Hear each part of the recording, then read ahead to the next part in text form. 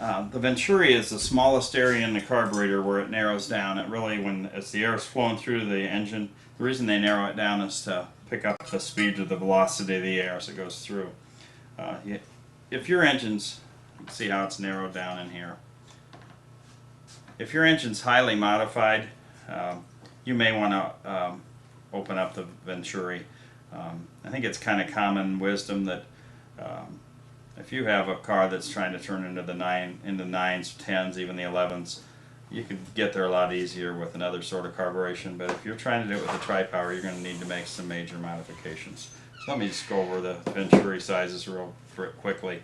They're kind of a surprise here. The 66 center carb, this is a correct one, has a 1 3/16 Venturi, if you can remember that. The 65 tri-power center carb, which is kind of unique, has a 1 1/4. If you think about it, 3/16 and a quarter is 4/16. Actually, the 65 center carb, being smaller outside size, has a larger Venturi area. So that's something that a lot of people don't realize. And the end carburetors will have a 1 3/8. So it has even a larger Venturi. I brought this just to show you the difference. A lot of times you get a Chevy float bowl or carburetor in the middle of a Pontiac, older, like a Pontiac 59 to 65.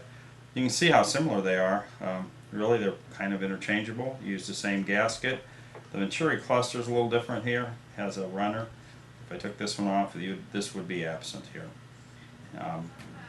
In fact, it needs to be absent because as they opened up the Venturi to 1 1/4, it would have gotten into this material here. So anyway, the Chevy, I don't know if you can read this, but it's unique to these Pontiacs. It's 1 1/4 actually is cast into the Venturi, 1 1/4. So if you have good eyes or a flashlight, you can open up your choke and look down your bore, the air horn, and see that. The Chevys, not all of them, most of them are also marked 1 3/32. So this is significantly smaller than the Pontiac. So you can open these up. Usually you're going to need a machine shop to do it. You can take a quarter grinder with a cone-shaped bit or grinder wheel on the end and open them up carefully and keep measuring them. And I don't see any reason you couldn't. But this carburetor here has been opened up. Actually, it's not a true end carburetor. I'll go into this a little bit later, but I had a machine shop open these up to 1 3/8. This particular one, they didn't put all the taper back on.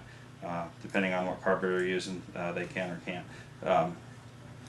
Where it tapers down here is not nearly as important on the end carburetors as is on the center one, because these are running full throttle, and the taper where the Venturi goes down is just not as critical. So if you're running a highly modified engine, open these up as much as possible. I one time got some carburetors in here that was off a car that was turning in the 10s.